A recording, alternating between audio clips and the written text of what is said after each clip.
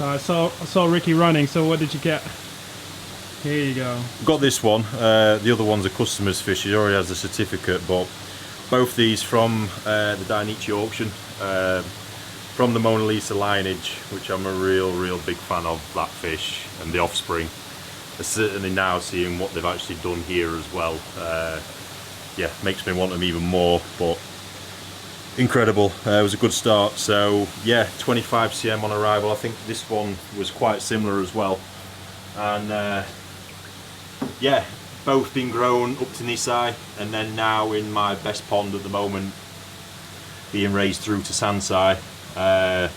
Currently 63 cm.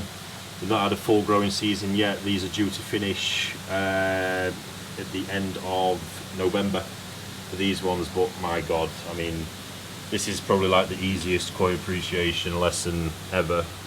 Really, just look, enjoy. It's a dream. I think anybody would dream of owning a pair of Dainichi showa like this, to be honest.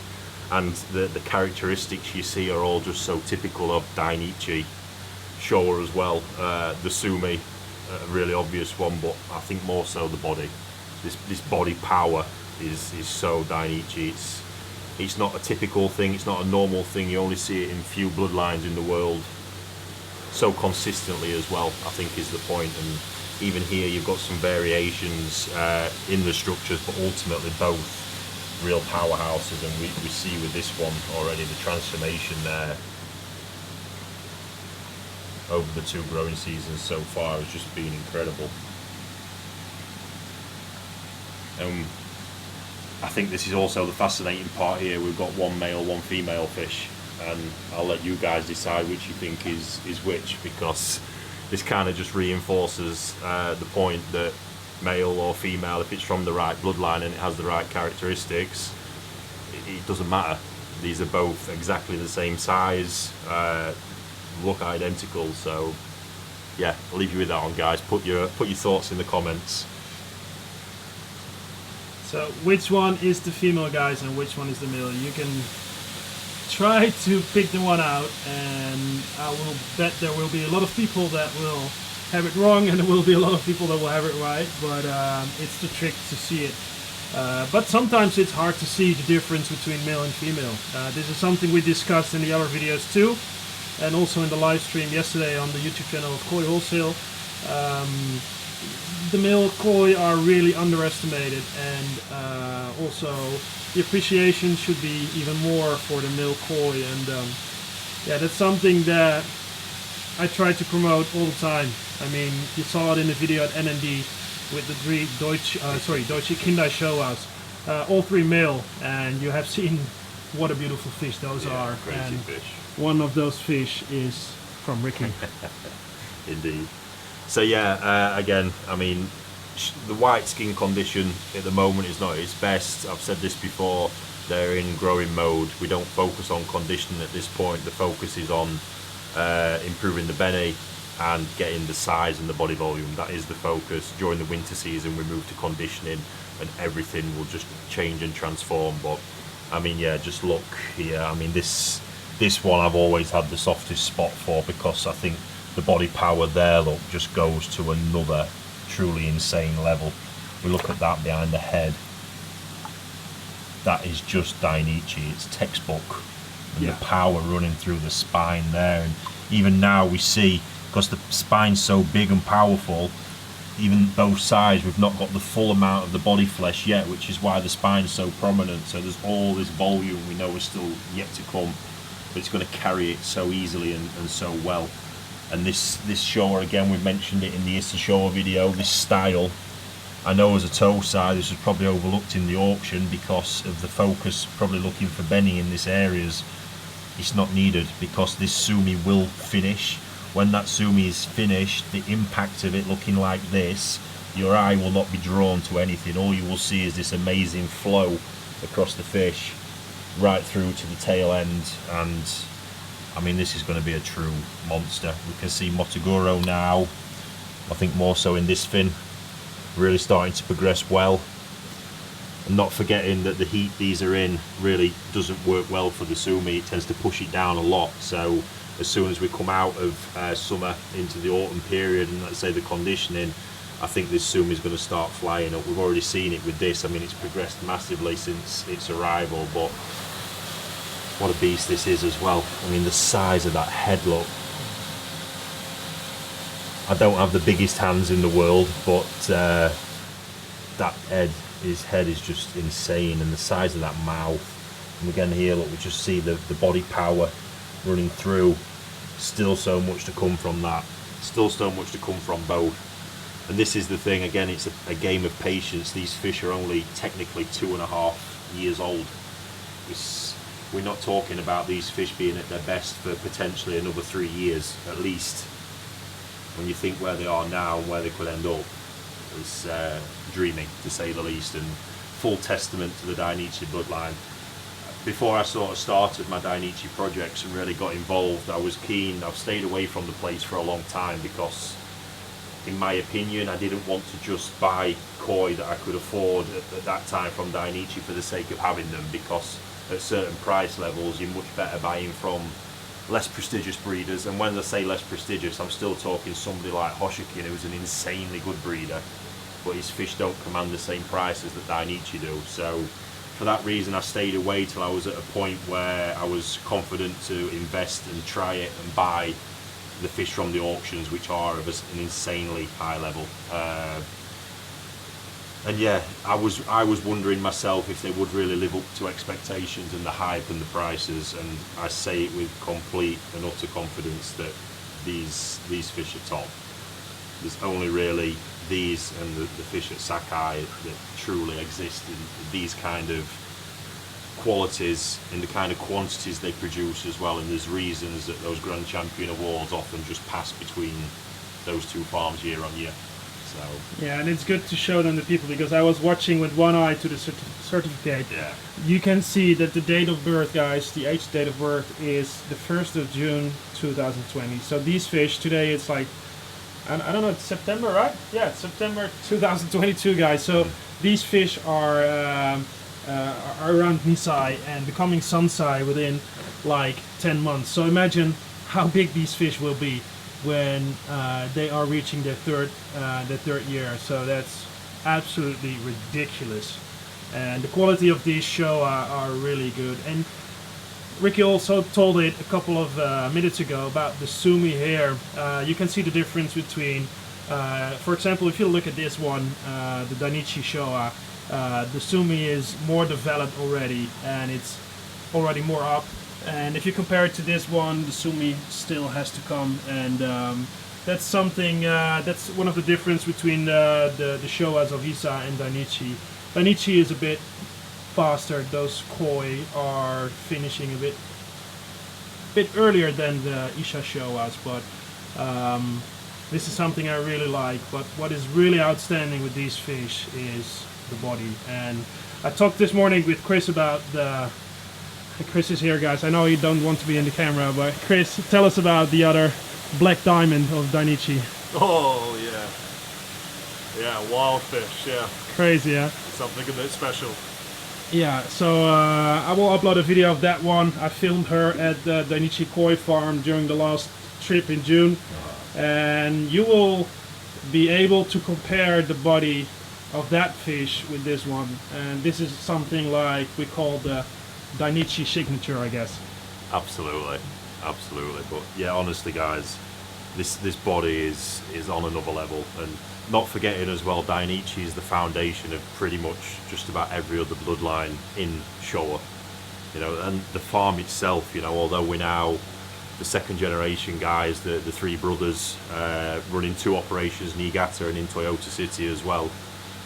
The father, Minoru Mano, was probably the biggest legend in koi, and just look at the breeders he trained. I mean, off the top of my head, Nogami, Marido, Omasako. Yeah, I know I'm missing more obvious ones, but just those alone, you know, these are some of the other biggest guys in the koi world, and they served their apprenticeship under this guy, and for some time as well.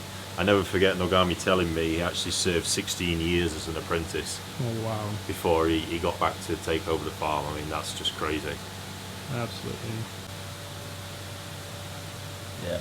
So 45 to 46 cm at the minute, quite incredible. So this is the first time I've not even done a video with these at this point in my own documentary over what I've been doing with these yet.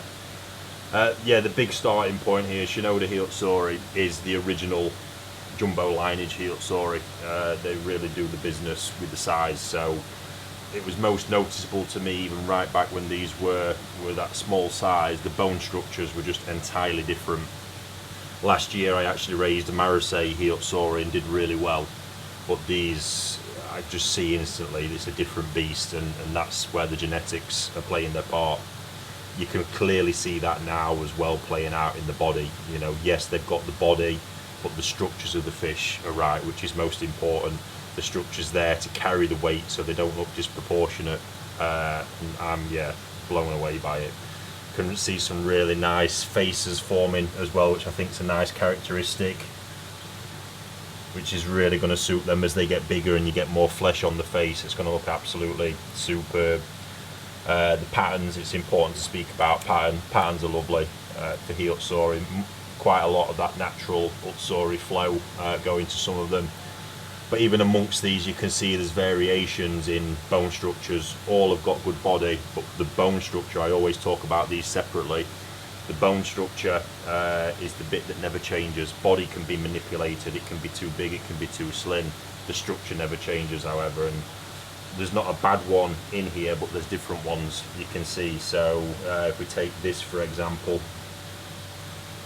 you can see there as part of the structure the head's a slightly different shape.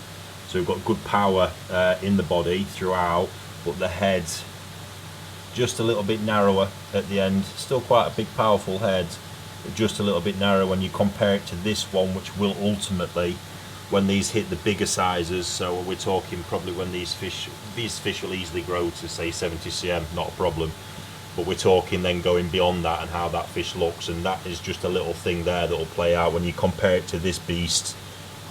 I mean, the power in this body is just insane. The size of that head, the width of the head, the mouth, everything across the body, the height of the spine here, all those qualities are telling us that that's the fish that's probably going to exceed that 70 and possibly go on to the 80 cm and beyond, which, yeah, it's no easy thing to do. So it's Benny quality, I think, there for all to see. This fish really represents it well. I mean, just look at the Benny quality there, and still so much pigmentation in the scales still yet to come out. Not forgetting, you know, these are only like 17 months old at the minute. They've still got a long way to go.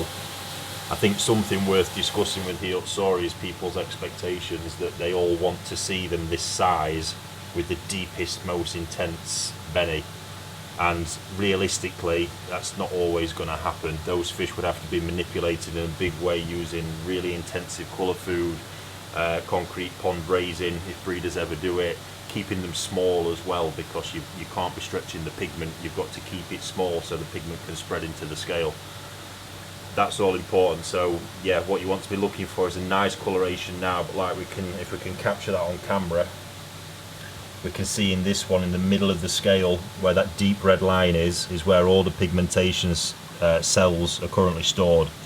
And what's going to happen is, although this is already a nice red colour, through looking at that pigmentation cell, basically those will spread like that into the scale with age and time, and then over time that intensity and depth of colour will become more and more and will achieve that intense red that we all want. It's just going to happen a little bit later in life, which in my opinion is the best way to go with stuff like that.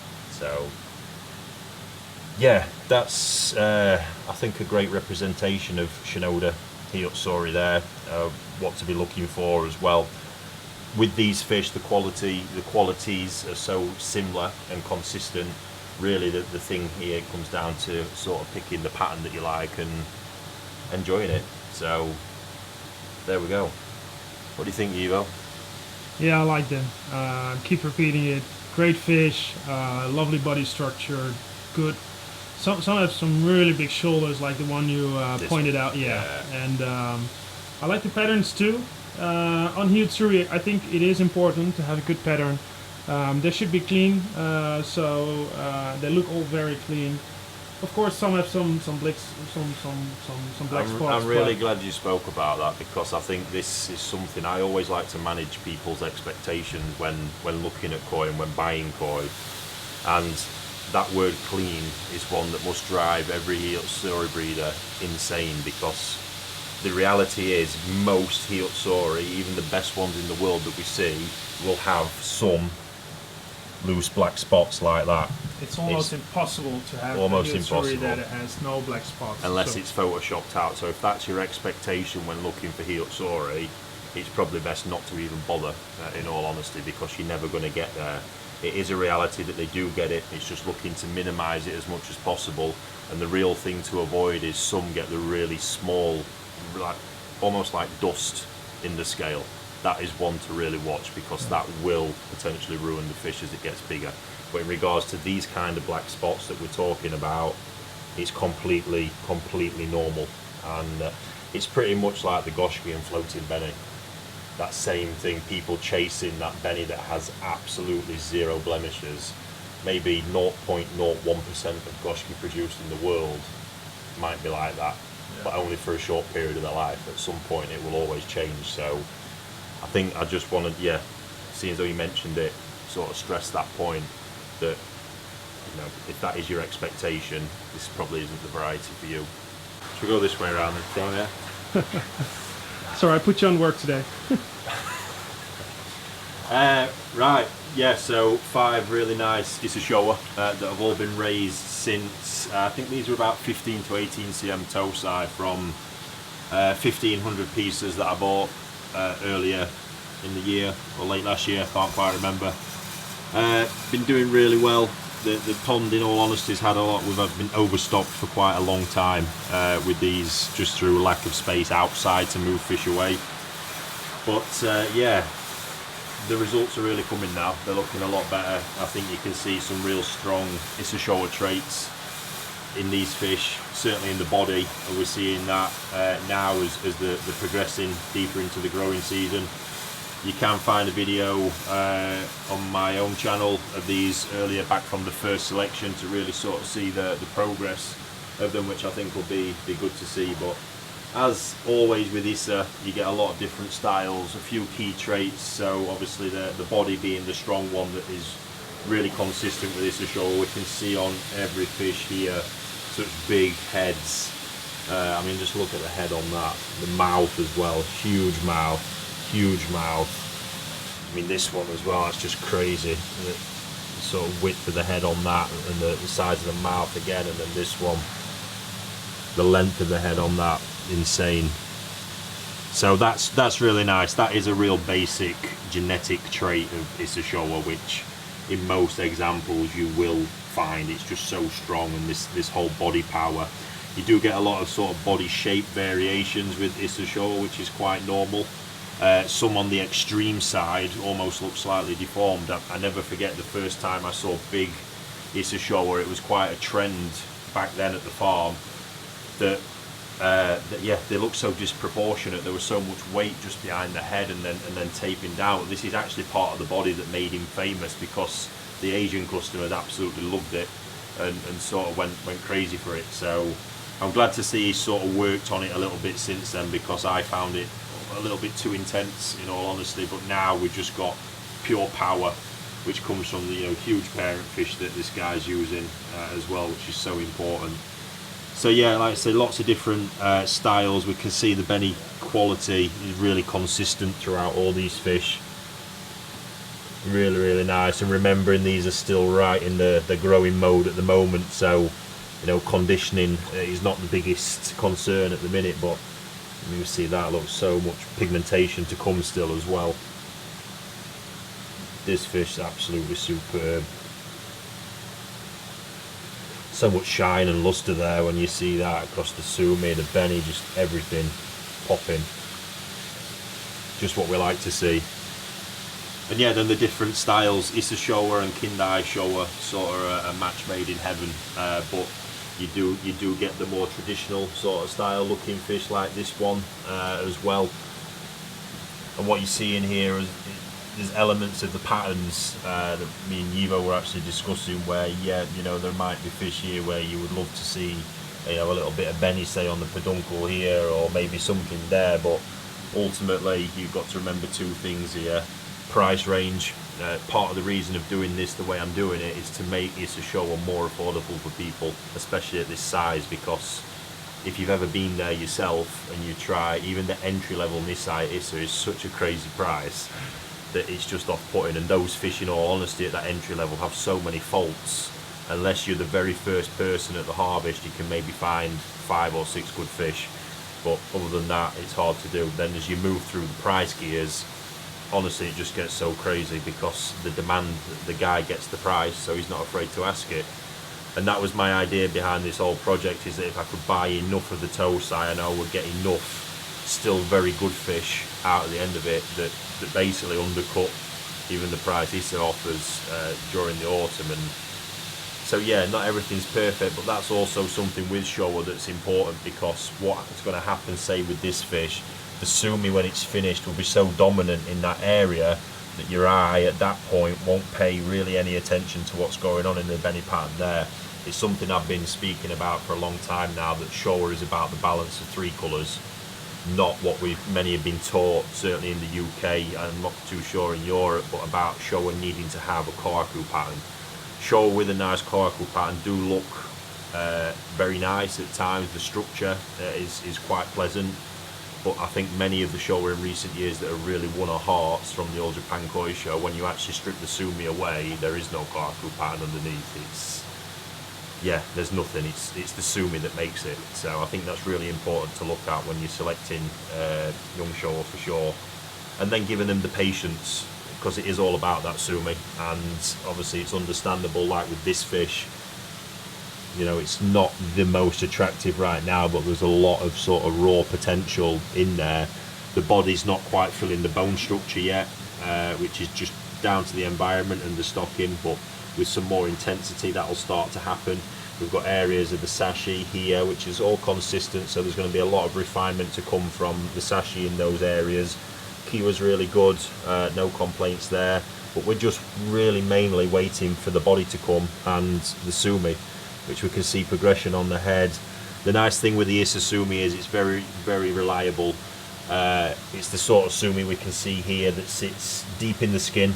That's why we get this sort of Kage effect where it sits grey, and what you can see underneath there is this Sumi slowly keeps surfacing from deep in the skin, coming to the top. But when this Sumi does actually complete and get there, that's when we see that real magic Sumi that is like true ink. And because what's happened is over the years it comes from deep in the skin, it creates layers, it keeps glossing and gets deeper and richer. It's a slow process, you do have to be patient, but it's well worth the wait when it eventually gets there. You can see a couple, you know, slightly more progressed in areas here. This Sumi is sort of more finished in the areas often on the Benny, because the Benny sort of acts and sits underneath the Sumi to push it up a little bit more. But yeah, I mean, these are all great prospects. I think obviously ultimately these two are the super standout pieces. Just got that extra level of body power, which really adds a lot of value to koi in Japan especially. You'll often be looking in a breeder's pond, and it might be that the more attractive fish, maybe something like this or like this, you think will be the most expensive because of the pattern based elements, but body is the real ruler in high quality koi, and in Japan will dictate so much around the price of the fish. So yeah, can't wait get these back in, really start pushing them now to the end of the growing season, and see what the end results are like. So we talked about the Sumi. Yes. You already mentioned it. Issa has their special Sumi. Yes. And what I mean with that is that it takes a couple of years before the Sumi really comes up. So when you're buying even Sansai from Issa, you probably will have the same light Sumi that is still underneath the first layer of the skin. And it takes a couple of years before it really ends up. So really the finishing of the Issa Showa is much different. For example, if you compare it with Dainichi. Yeah, they're amazing. Yeah. really worth the wait. It's just that one of those breeders you do have to be patient, but to be honest, I found the Sumi to be very reliable as well in coming through. Some of this Sumi in some bloodlines can be the sort of like the eternal Tatigoi dream, as we call it, where you think it's going to come and it never actually does. That drives koi keepers crazy, but with this it's not really the case. I've found none of the fish really have done that, but you do have to be patient. It's a process. Over the winter period with the temperatures down, this will increase, the Sumi will come more, but then it can fall back again slightly as we get back into the next growing season. This is all normal, but as I say, it's a journey, but in the end the age will kick in and the maturing process will take over and you'll get the stability in the finish.